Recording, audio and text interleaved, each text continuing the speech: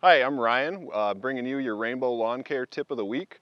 Today we're talking about repairing dog spots and winter damage in your lawn. Now that things are greening up, it's becoming apparent what's going to survive and what's not coming back. So those areas that are dead, it's time to clean them up a little bit, get some topsoil and seed down, and get things looking better. So first step for repairing winter damage in dog spots is just doing a little bit of raking. So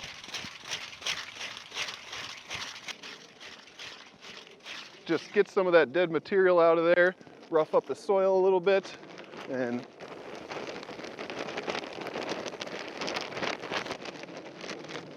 put down a little topsoil,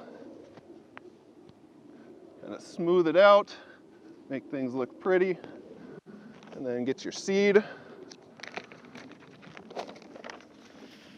kind of sprinkle it in, don't need to get too crazy, and then work that in,